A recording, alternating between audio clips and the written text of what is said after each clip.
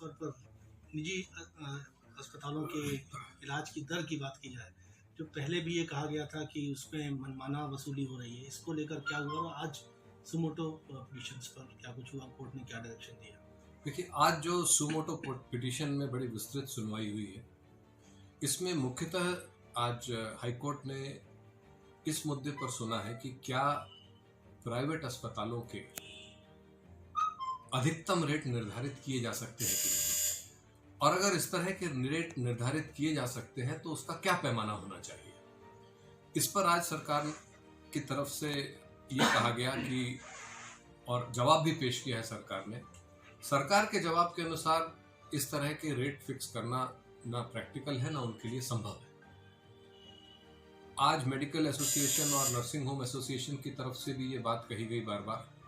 कि अस्पतालों के रेट जो है वो निर्धारित नहीं किए जा सकते, अधिकतम रेट्स। तो हमने अमाइकस क्यूरी की हैसियत से आज कोर्ट को ये बताया कि सितंबर महीने में राज्य सरकार ने इंडियन मेडिकल एसोसिएशन और नर्सिंग होम एसोसिएशन के साथ डिटेल डिस्कशंस करके एक ऑर्डर पास किया था, जिसमें उन्होंने कहा था कि कोरोना पूर्व के जो रेट है फरवरी के, उनका आप 40% जो रेट है वो बढ़ा के आप ले सकते हैं। अब आज संज्ञान में आया है कि कोरोना पूर्व के जो रेट की बात सरकार ने करी है, इस तरह के कोई रेट किसी भी अस्पताल ने कोरोना पूर्व किसी भी अधिनियम में, नियम में सरकार को नहीं दिया। तो कुल मिला के आज हाईकोर्ट के सामने ये तथ्य आया कि जब राज्य सरकार के पास आधार ही नहीं था, जो बेस रेट कहते हैं एक अस्पताल के कोरोना पूर्व के, जब बेस रेट थे ही नहीं, तो 40% किसका किया जाए ये आज तक किसी को नहीं मालूम। और इस चीज का फायदा उठाते हुए प्राइवेट अस्पतालों ने सरकार के कहने पे अपने जो रेट्स गवर्नमेंट की वेबसाइट पे अपलोड करे हैं, वो रेट्स वो हैं जो प्राइवेट अस्पताल आज चार्ज करना चाहता है, ना कि कोरोना पूर्व के 40%। इस पर से हाईकोर्ट ने भी आज कड़ी टिप्पणी करी है। हाईकोर्ट ने कहा है कि हाईकोर्ट का जो पूर्व का आदेश था, हाईकोर्ट के आदेश में हाईकोर्ट ने ये कहा था कि राज्य सरकार प्राइवेट अस्पतालों के रेट निर्धारित जो हैं उनको प्रदर्शित करे, और अगर निर्धारित नहीं है तो उनका निर्धारित करके फिर प्रदर्शन करे उसका। तो आज हाईकोर्ट ने कहा कि हमारा निर्देश राज्य सरकार के लिए था रेट निर्धारित अगर नहीं हुए हैं तो करने के लिए। तो सरकार ने वो रेट स्वयं निर्धारित करने की बजाय वो अधिकार प्राइवेट अस्पतालों को दे दिया कि वो स्वयं अपने रेट निर्धारित करें और वेबसाइट पे पब्लिश करके सरकार की अपलोड करें। तो आज हाईकोर्ट का ये कहना था कि जो हो रहा है वो हाईकोर्ट के आदेश के बिल्कुल विपरीत हो रहा है। जो अधिकार और रेट्स कंट्रोल करने का राज्य सरकार को आदेश था, राज्य सरकार ने वो स्वयं ना करके प्राइवेट अस्पतालों को छूट दे दी कि आप जो रेट चार्ज करना चाहते हैं उसको वेबसाइट पे अपलोड करें। आज इस मुद्दे पर फिर फाइनली आज हाईकोर्ट ने ये कहा है कि राज्य सरकार इस पर तुरंत निर्णय ले, और अमाइकस क्यूरी की हैसियत से आज हमसे भी कहा है कि इस तथ्य को एग्जामिन किया जाए कि क्या प्राइवेट अस्पतालों की एक विभिन्न श्रेणी में 3 श्रेणियां बने या 4 श्रेणियां बने, वैसी श्रेणियों में क्या किसी तरह के जो रेट्स हैं वो तय किए जा सकते हैं कि नहीं अधिकतम। तो इन सब के लिए आज हाईकोर्ट ने प्रकरण को आगामी मंडे के लिए लगाया है,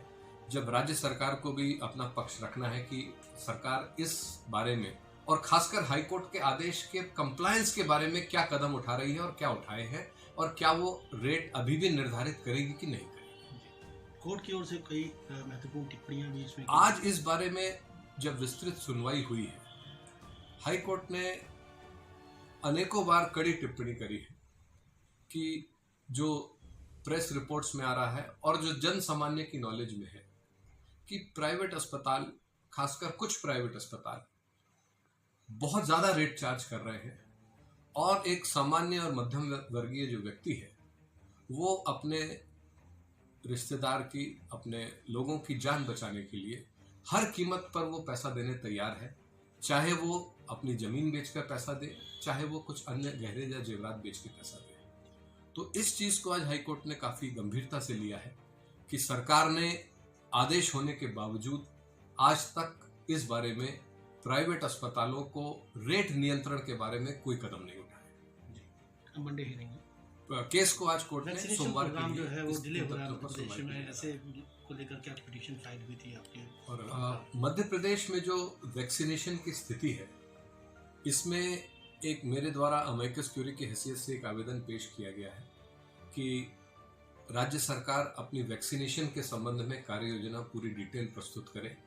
और जैसे कि एक्सपर्ट्स की रिपोर्ट है उनके अनुसार वैक्सीनेशन को तुरंत कराए ताकि आगामी आने वाली जो वेव है वो नियंत्रित हो सके। इसके अलावा एक अन्य जनहित याचिका भी पेश हुई है। इस याचिका में ये कहा गया है कि मध्य प्रदेश सरकार जो है वैक्सीनेशन के संबंध में पूरी तरह से केंद्र सरकार पर निर्धारित है और राज्य सरकार अपनी तरफ से इस संबंध में कोई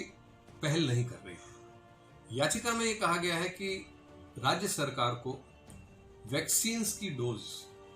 ग्लोबल टेंडर निकाल के लेनी चाहिए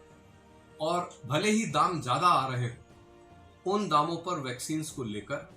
सरकार को उनको सब्सिडाइज करके सामान्य पब्लिक तक पहुंचाना चाहिए ताकि कि वैक्सीनेशन जो है वो अधिकतम हो सके। इस जनहित याचिका पर हाईकोर्ट ने आज नोटिस जारी किया है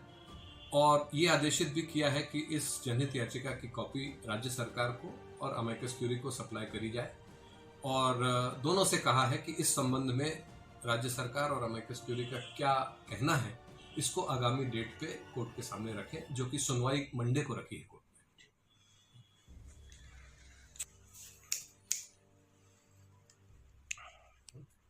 वेंटिलेटर्स का एक बड़ा विषय आया था, आप संज्ञान में लेकर आए थे, कोर्ट ने आज किस तरह से हियरिंग की है और क्या डायरेक्शन?